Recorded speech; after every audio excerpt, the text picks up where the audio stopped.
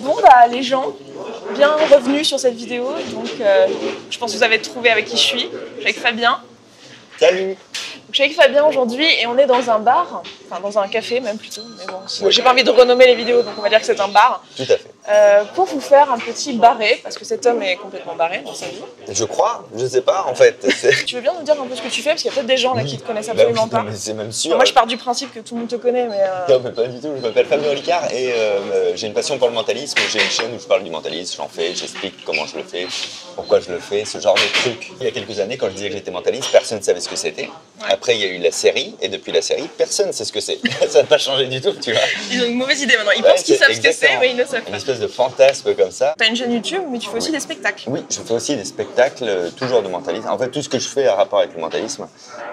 Et mon vrai métier de base, c'est d'être sur scène. À la tienne. À la mienne et à la tienne, du coup. Parce qu'il est beaucoup trop tôt dans notre vie de youtubeur et de youtubeuse. On a essayé d'être à un moment donné où il n'y a pas trop de bruit dans le bar, parce que vous l'avez peut-être remarqué, mais je débute avec les micros, donc je fais de mon mieux, mais voilà. Bref, pourquoi tu es là ? Pourquoi? Tu sais ou pas pourquoi tu es là? Oui, je suis là parce que tu cherchais une bonne excuse pour boire un verre avec moi. C'est ça. Et tu as trouvé l'excuse bien réussi, de la vidéo. Mais comme je suis une youtubeuse et que je fais que ça de ma vie, c'est-à-dire montrer ma vie sur internet, je n'ai pas pu faire autrement qu'allumer une caméra, évidemment. Et pour raconter une histoire barrée. Alors, est-ce que tu as des histoires barrées à nous raconter? Et une en particulier? Je sais pas, moi j'en ai une qui me vient, je sais pas si elle est vraiment barrée. En tout cas, elle a le mérite d'être très atypique jusqu'à la finalité. Par contre, je vais devoir remplacer deux mots. Alors, je vais te demander de me dire un surnom, n'importe lequel. Je t'expliquerai pourquoi. Tu me dis un surnom. Ok. Est-ce que je suis manipulée là? Non, pas du tout. La meuf qui est complètement parano. Je suis hypnose. Alors, je vais te donner mon surnom de quand j'étais petite. Ouais. Pipounette. Pipounette, d'accord. C'est ridicule, hein. Ça va être très drôle. Et un objet, n'importe quel objet. N'importe quel objet, une bougie. Une bougie, d'accord.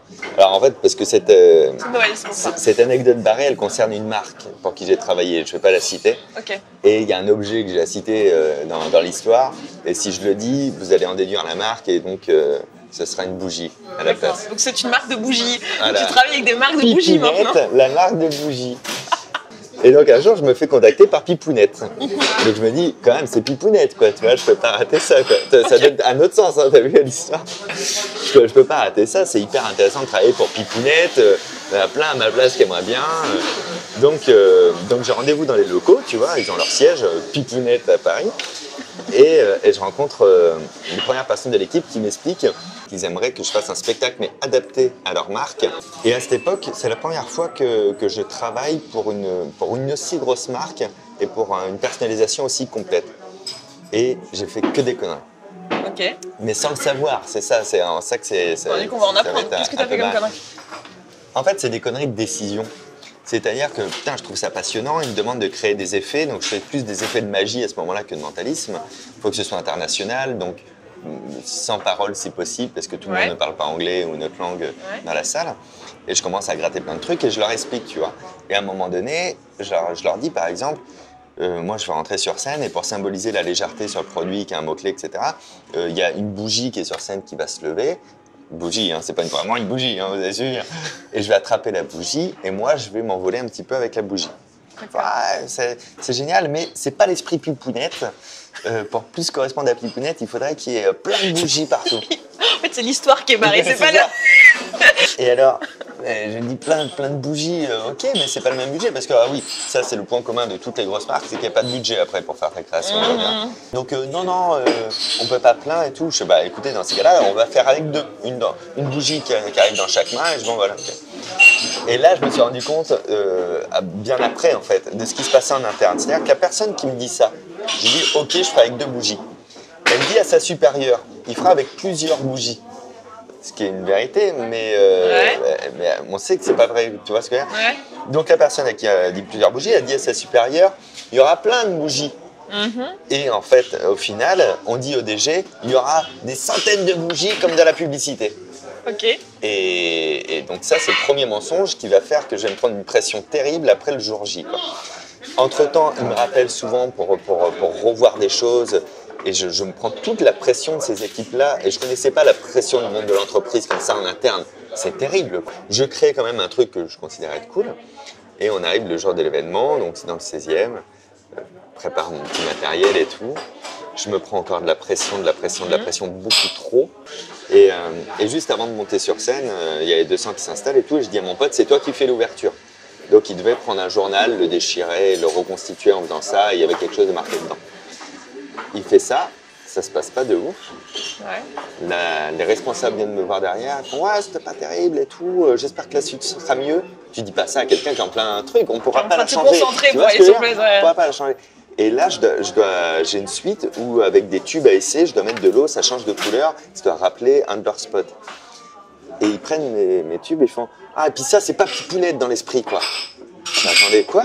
C'est pas Pipounette, ça représente pas Pipounette. Il aurait fallu des tubes comme ci, comme ça et tout. Et là, ça commence à monter. J'ai fait le truc le plus barré de ma vie, parce que je suis pas quelqu'un qui m'énerve. Ouais. J'ai fait ok, on va s'arrêter là. Ils me font, ben non, on va pas s'arrêter là, vous faites le truc. Je fais, ah si, on va s'arrêter là. J'avais le calme, mais le calme du fou, tu sais. Je fais, on va s'arrêter là. Et là, je prends les tubes et je les pète au sol. Je fais, regardez, parce que ça, c'est pas Pipounette. Du coup, on va pas l'utiliser. Et puis ça, c'est pas Pipounette, on va pas s'en servir. Et là, je vire toute la table, etc. Et je pète vraiment un câble. Et du coup, ils me font, ah, vous allez sur scène et tout. Ah, je vais sur scène. Si vous allez sur scène, ok, je vais sur scène. Je vais sur scène. Et là, je parle en anglais à tout le monde. En disant voilà, je vais arrêter là parce que moi j'avais créé un beau spectacle, mais en fait Pipounette me gonfle tellement depuis toute la journée, depuis un mois, que je vous ferai pas la suite et ils vous expliqueront, ils vous donneront une brochure et vous comprendrez les produits. Et je me barre là-dessus. Je redescends, je commence à plus assumer. C'est pas très valorisant, mais au moins je me raconte la vérité. Je commence à plus assumer.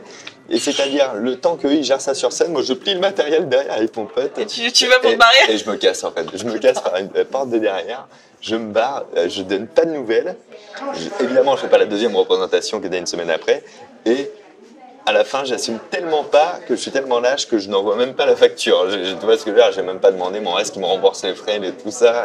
Oui, il y a quand même une question que je me pose là. Quand tu racontes ça, je me dis mais comment ça se fait qu'à aucun moment le spectacle a été joué devant des personnes responsables ou qu'ils se sont retrouvés avec un script du spectacle En fait, j'ai scripté, mais aujourd'hui j'ai compris. J'ai scripté et sur le script, ils sont partis sur leurs images mentales du rendu. Ouais. Et aujourd'hui, quand on me demande ça, je demande pour commencer, dès le départ, qu'on aille au bout ou pas, je demande 500 €.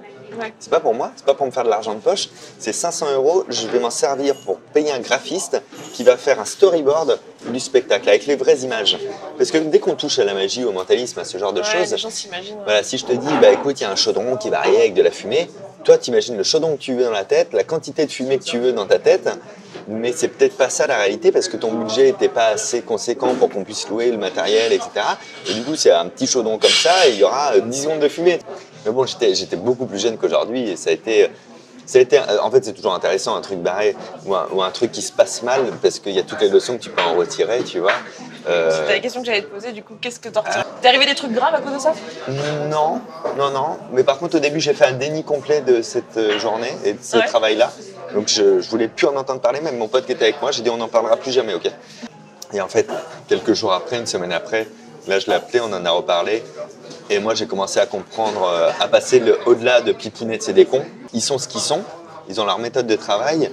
Et après, moi, pourquoi je ne l'ai pas anticipé, pourquoi je ne l'ai pas vu, comment j'aurais pu éviter ça. Est-ce que, je me suis même posé la question, est-ce que j'ai la compétence en fait pour gérer ce genre de truc ou est-ce que ce serait pas mieux que je mette en relation avec quelqu'un d'autre qui est plus, tu vois ? Donc la conclusion, c'est que vous pouvez faire des trucs barrés, mais quand ça se passe mal, ça se passe bien. Oui, c'est ça. Au final, t'as appris plein de trucs et t'es content. Tu le referais ou pas ? Avec eux ? Avec Pipounette ? Non, est-ce que si tu... Je suis trop rancunier. Non, mais si tu devais refaire cet épisode de ta vie, tu le revivrais ou pas ? Genre, si tu pouvais juste ne pas le revivre, pas le faire différemment, juste ne pas le vivre ou le revivre, tu le revivrais ou pas ? En vrai, je crois que je le revivrais pas. Ah ouais ? Ouais, parce que émotionnellement, par contre, je l'ai vraiment mal vécu. D'accord. Et je pense que sur d'autres histoires de ma vie, j'ai retiré les mêmes conclusions. D'accord. Et c'était suffisant.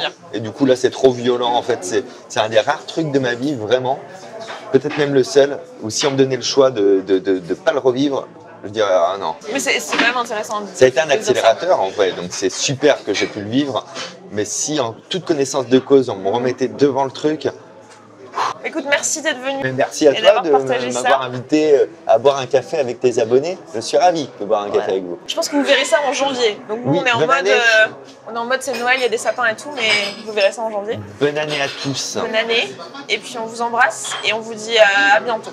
Voilà. Ciao. Ciao, ciao.